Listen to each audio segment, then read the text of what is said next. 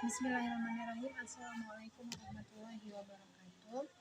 Nama saya Nurul Adila, NIM 210304119, Fakultas Manajemen.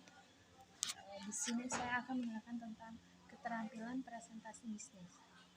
Membangun keterampilan presentasi bisnis yang efektif adalah kunci kesuksesan. Komunikasi yang baik dan penggunaan visual yang tepat dapat mempengaruhi keberhasilan presentasi.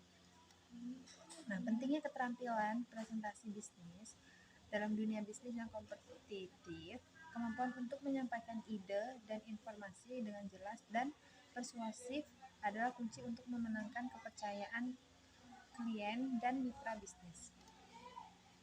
Komunikasi efektif dalam presentasi bisnis.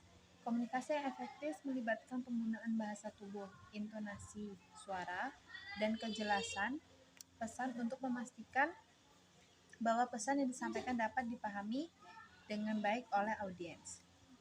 Nah, menyusun struktur presentasi bisnis. Yang pertama, pendahuluan, membuka presentasi dengan menciptakan minat dan menunjukkan tujuan presentasi.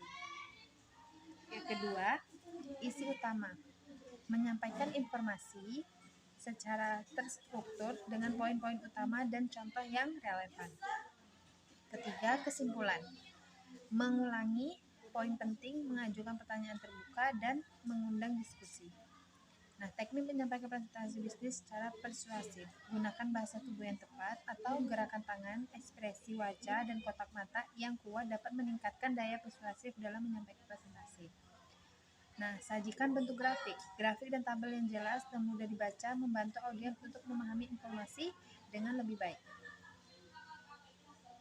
Sertakan testimoni pelanggan. Nah, menggunakan kutipan dan cerita sukses pelanggan dapat meyakinkan audiens mengenai manfaat produk atau layanan Anda. Penggunaan visual dan media dalam presentasi bisnis.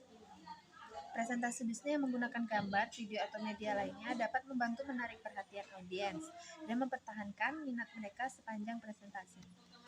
Mengatasi rasa gugup saat presentasi bisnis. Rasa gugup saat presentasi adalah hal yang wajar. Menyiapkan diri dengan baik, latihan yang cukup, dan berfokus pada pesan yang ingin disampaikan dalam membantu mengurangi rasa gugup. Menyampaikan presentasi bisnis dengan percaya diri dan profesional. Etika dalam komunikasi bisnis. Nah, pengertian etika berasal dari kata Yunani ethos yang mengandung arti yang cukup luas, yaitu adat, kebiasaan, akhlak, watak, perasaan, sikap, dan cara berpikir. Etika merupakan suatu pemahaman mengenai tindakan yang benar dan salah. Etika memberikan panduan apakah suatu perilaku tertentu dapat digolongkan perilaku bermoral atau tidak bermoral. Nah, peran etika. Etika memberikan dorongan dan mengajak setiap individu guna bersikap yang kritis dan bersikap rasional dalam rangka mengambil keputusan berdasarkan kepada pendapatnya sendiri dan bisa untuk dipertanggungjawabkan secara baik.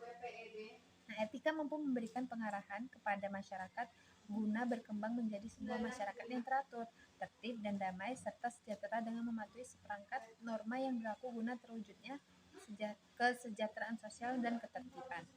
Etika dan etis. Nah, istilah-istilah ini yang berhubungan dengan etika dan etis ataupun norma. Etika sebagai ilmu akhlak yang membahas pola-pola aturan tentang nilai-nilai kesusilaan. Tidak bisa lepas dari istilah etik, etis, dan norma. Tindakan untuk melakukan etika disebut sebagai tindakan etik, dan sifat tentang pelaksanaan etik tersebut sering diberi istilah dengan menyebutkan bahwa tindakan etik ini bersifat etis. Macam-macam etika. Etika deskriptif dan etika normatif. Nah, etika deskriptif ini berusaha meneropong secara kritis dan rasional mengenai sikap dan perilaku manusia sebagai sesuatu yang bernilai. Nah, sedangkan etika normatif berusaha menetapkan sikap dan pola perilaku ideal yang seharusnya dimiliki oleh manusia. Nah, faktor-faktor yang mempengaruhi perilaku, tabiat ataupun pembawaan, akal pikiran ataupun rasio, dan hati nurani. Nah, faktor-faktor yang mempengaruhi pembentukan etika ditentukan oleh faktor internal dan faktor eksternal. Nah, di sini faktor internal yaitu keadaan dari manusia itu sendiri yang meliputi kognitif, pemahaman ajaran agama, kecerdasan, latar belakang efektif, motivasi, minat, sikap, konsep diri, dan kemandirian. Sedangkan faktor eksternal, keadaan yang berasal dari luar diri manusia yang meliputi pendidikan di lingkungan keluarga. Nah, pendidikan sekolah dan lingkungan masyarakat. Salah satu aspek yang turut memberikan saham dalam terbentuknya sikap dan perilaku manusia adalah faktor-faktor lingkungan. Nah, secara umum, etika digolongkan menjadi dua, yaitu etika umum yang punya isi tentang prinsip dan moral dasar, serta etika khusus atau etika terapan yang keberlakuannya khusus. Sedangkan etika khusus digolongkan menjadi etika individual dan sosial. Mengenai etika sosial, digolongkan lagi menjadi beberapa golongan, yaitu ada etika keluarga, etika politik, etika profesi, etika lingkungan hidup, dan sikap kepada sesama, dan kritik ideologi. Nah, 4 hierarki etika. Etika sosial, etika organisasi, etika profesi, dan moralitas pribadi. Nah, etika bisnis adalah sistem nilai dari prinsip dasar dan filosofi perusahaan sebagai acuan untuk berhubungan dengan lingkungan internal dan eksternal. Nah, etika kerja merupakan sistem nilai yang dianut secara perorangan, yang termasuk etika hubungan antar karyawan dan perusahaan. Nah, etika bisnis mengatur hubungan antar perusahaan dengan publik, pelanggan, pesaing, pemasok, penyalur, pemegang saham, perusahaan afiliasi, prinsipal, investor, dan penyelenggaraan negara, masyarakat, dan medis massa. Nah, contoh penerapan dari etika bisnis menyebutkan nama klien dengan baik, hadir tepat waktu saat janji temu, berdiri saat berkenalan, tidak segan mengucapkan terima kasih, membayar tagihan rapat. Nah, manfaatnya etika dalam bisnis, dengan memiliki sebuah etika tentu saja kalian merasa lebih dihargai dan tentu saja mampu memberikan gambaran kualitas perusahaan pada klien. Nah, selain itu, jaminan adanya kerjasama yang baik terjalin dengan pribadi yang memiliki kualitas diri juga etika. Citra perusahaan bisa menjadi baik, tidak adanya citra buruk, dan membuat jalannya bisnis menjadi lancar dan terkendala. Komunikasi interpersonal dan kelompok. Komunikasi adalah istilah yang begitu populer di saat ini. Media massa, buku, kelompok diskusi, pelatihan, seminar, dan sebagainya membahas mengenai komunikasi. Manusia modern diberondong oleh pesan-pesan komunikasi dari berbagai jurusan, baik secara terang-terangan ataupun secara halus, baik secara verbal ataupun non-verbal. Komunikasi interpersonal adalah proses pertukaran informasi, ide, pendapat, dan perasaan yang terjadi antara dua orang atau lebih. Contoh, komunikasi interpersonal antar pribadi seperti percakapan antar kedua teman, percakapan keluarga, dan percakapan antar 3 orang. Komunikasi interpersonal bisa terjadi di mana saja, ketika menonton film, belajar, dan bekerja. Nah, menurut Irvine Pace, komunikasi interpersonal atau komunikasi antar pribadi adalah proses komunikasi antara dua orang atau lebih secara tatap muka. Ini memungkinkan komunikator menyampaikan pesan secara langsung dan komunikasi menanggapinya pada saat yang bersamaan. Menurut Dan Barlow, komunikasi antar pribadi adalah proses komunikasi yang melibatkan orang lain. Komunikasi interpersonal terjadi ketika melakukan interaksi yang berfokus pada isyarat verbal dan nonverbal serta saling berbalas. Jika tidak ada proses pertukaran verbal dan nonverbal, maka tidak disebut proses komunikasi antar pribadi.